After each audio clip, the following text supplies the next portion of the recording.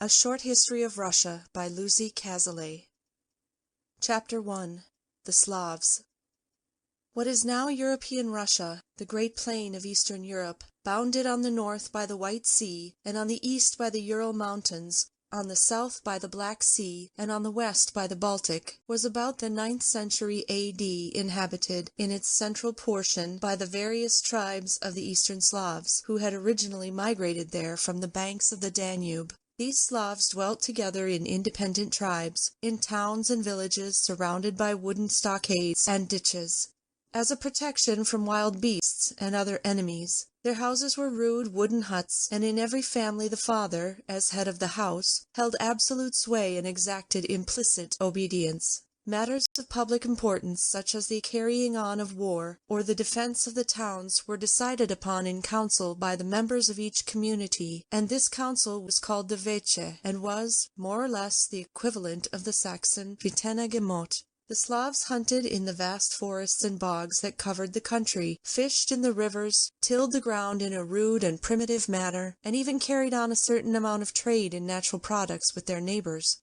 The women performed all household duties, brought up the children, and on the death of their husband were burned on his funeral pyre, together with his weapons, his horse, and any other cherished possessions he might require in the afterlife. The Slavs believed in the immortality of the soul, and thought the life beyond the grave would be a continuation of the earthly life.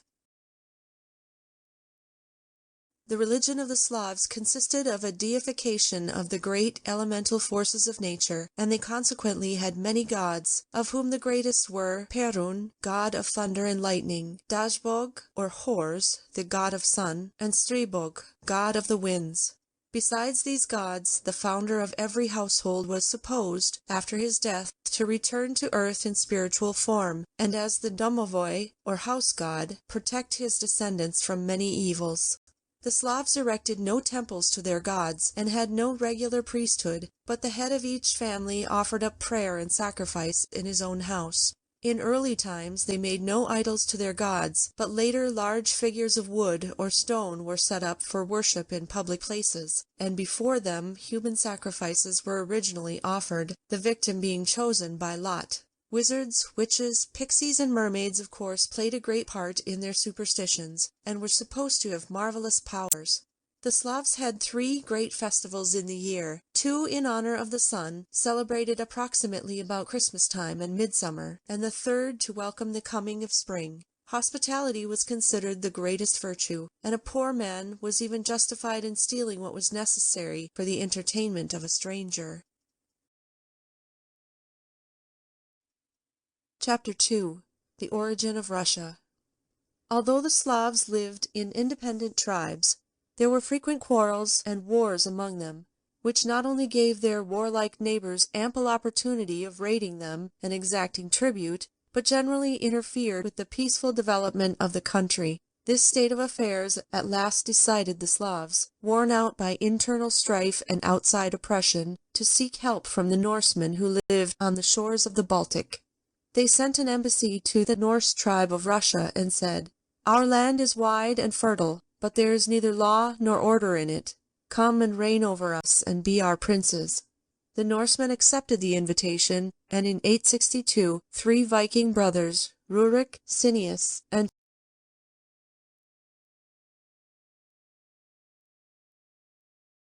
Truvar, settled in the Slav towns of Novgorod, Belozero, and Izborsk. From this time the land of the Slavs took the name of Rus, or Russia. 2 years later Cineas and Truvor died, and then Rurik annexed their lands to his princedom of Novgorod, and became sole ruler.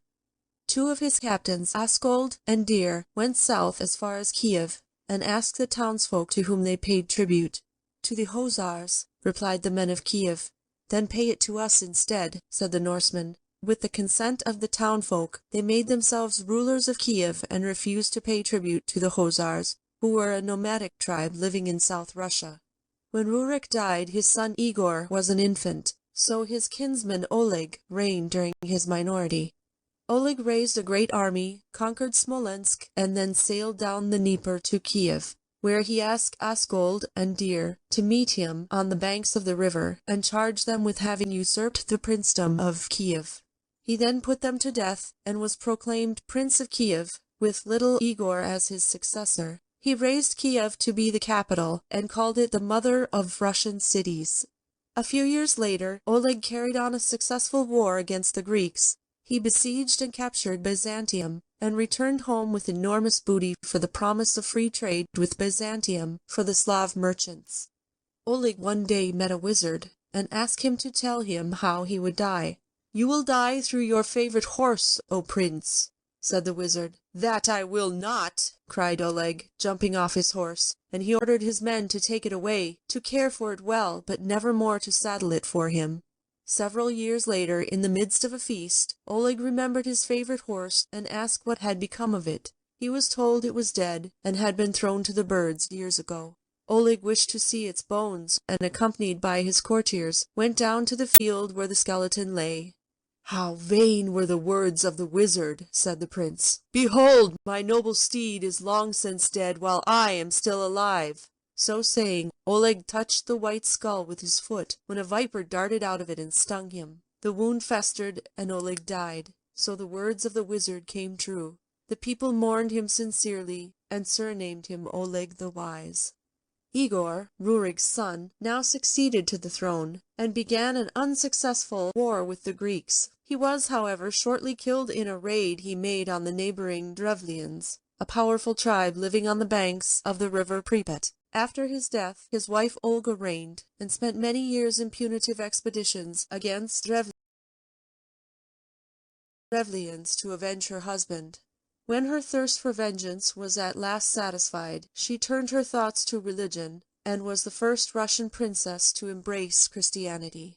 She journeyed to Byzantium, and was publicly baptized by the patriarch of that city in the church of St. Sophia, A.D. 957. When Sviatoslav, Igor's son, was grown up, his mother Olga gave him the throne, and the young prince at once plunged into a war with the Khozars. He defeated them and annexed their tributaries, the Viatici. The Greek emperor Nicephorus, wishing to break the power of his enemies, the Bulgars, offered Sviatoslav a large sum of money if he would attack them in the rear. Sviatoslav agreed, reached the mouth of the Danube in boats, and there defeated the army of the Bulgars, possessed himself of the whole country, and made his capital at Peresyaslavets on the Danube. Meanwhile, the Pechenegs, a horde of nomads inhabiting the southern steppes, attacked and besieged Kiev, which was only saved by the timely arrival of Pritek, one of Sviatoslav's captains. So Olga recalled her son from Bulgaria and made him promise not to leave Kiev again during her lifetime. She died soon after, and then Sviatoslav again went to Peresyaslavets, only to find that the Bulgars had meanwhile made peace with the Greeks, and had now risen against the Russians and shut them out of the town. He soon reconquered not only Peresyaslavets, but the whole of Bulgaria, and then began a long war against the Greeks, which he waged with varying success. At one time he even crossed the Balkans and laid siege to Adrianople, until he was finally defeated by the Emperor John Tzimiskes, and forced to give up all claims to Bulgaria and return to his own country. On his homeward journey to Kiev, he was unexpectedly attacked by the Pechenegs near the rapids of the Dnieper and killed in battle. Vladimir and his successors. Before leaving for Bulgaria, Sviatoslav had, as was the custom in those days, divided his country between his sons, giving Kiev to his eldest son Yaropolk, Volhynia to Oleg, and Novgorod to Vladimir. Soon after Sviatoslav's death, a quarrel arose between Yaropolk and Oleg, and ended in a war in which Oleg was killed and Yaropolk took possession of his lands. This angered Vladimir, who at once declared war on Yaropolk, and started for Kiev with a large army. On his way south he saw the beautiful Rogneda, daughter of Rogvold, Prince of Polotsk, and wished to marry her. Rogneda was already betrothed to Yaropolk and refused to give him up, whereupon Vladimir killed her father, Rogvold, seized his lands, and married Rogneda by force. He then went on to Kiev, where he defeated Yaropolk and had him put to death, and thus became sole ruler of Russia. Like most of his predecessors, Vladimir was bent on enlarging his dominions and was continually engaged in warfare with his neighbors, especially the warlike Pechenegs. He is, however, chiefly remarkable for having adopted Christianity. A Greek missionary came to him at Kiev, and having told him the story of the Gospels, showed him a picture of the Last Judgment. Vladimir was much impressed by this picture, and after listening to the Greeks' exhortations, called a council of his boyars, or lords, and the elders of the people, to advise him about adopting Christianity. The boyars suggested that before giving up the old gods, it would be well to send an embassy of 10 boyars into foreign lands to study the various forms of worship, and decide which religion it would be wisest to adopt. On their return, Vladimir again summoned a council to hear the report of the ambassadors. When the 10 boyars had come to Byzantium, the patriarch had had the church most gorgeously decorated, and ordered a special service which so impressed the ambassadors that, in their own words, they knew not whether they were on earth or in heaven. On their return to Kiev, they described the glories they had seen, and strongly advised the adoption of the Greek faith. The year after, Vladimir was besieging the town of Korsun in the Crimea. As he met with unexpectedly stubborn resistance, he vowed that if he took the town, he would embrace Christianity. Shortly after, a traitor, Athanasius, the Korsunite, shot an arrow into the Russian camp, bearing a message telling Vladimir how to cut off the water supply of the town. The town was forced to surrender, and Vladimir became a Christian, and having made peace with the Greeks and married their Princess Anne, returned to Kiev. Here he caused all the idols to be broken down. Perun was tied to a horse's tail, beaten with rods, and thrown into the Dnieper, and then commanded the people to be baptized in the river Poshena on pain of incurring his displeasure. A.D. 988. The people of Kiev embraced Christianity very willingly, but many of the other towns rose against the priests Vladimir sent to convert them, and Christianity had to be introduced by force of arms. After becoming a Christian, Vladimir became a most peaceful monarch, and devoted himself to the internal welfare of his dominions.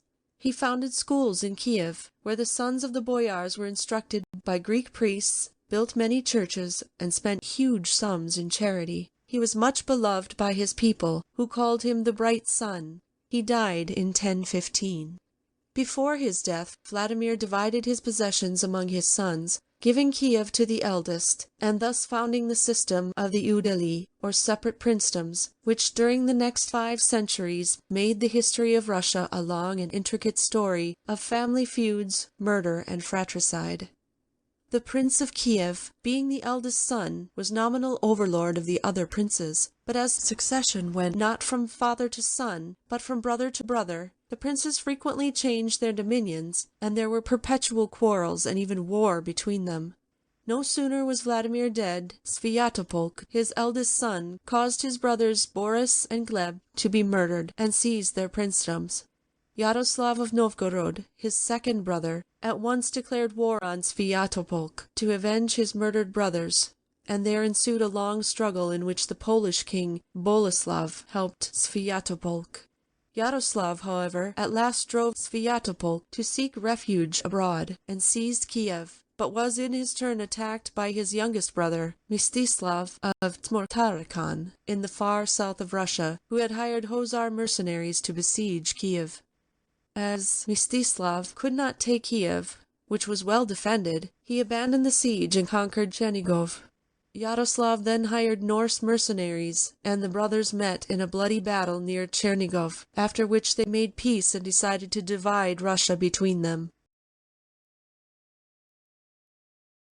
Yaroslav kept Kiev and the right bank of the Dnieper. Mstislav took the left bank. After Mstislav's death, Yaroslav became sole ruler. He surrounded Kiev with a stone wall with gilt gateways, and built several churches both there and in Novgorod. He also had religious books translated from the Greek, and founded a small library. He died in A.D. 1054. Yaroslav divided his possessions among his sons, and they in their turn did the same, with the result that for the next 50 years Russia was in a state of perpetual civil war, and the princedom of Kiev passed and repassed from one prince to another.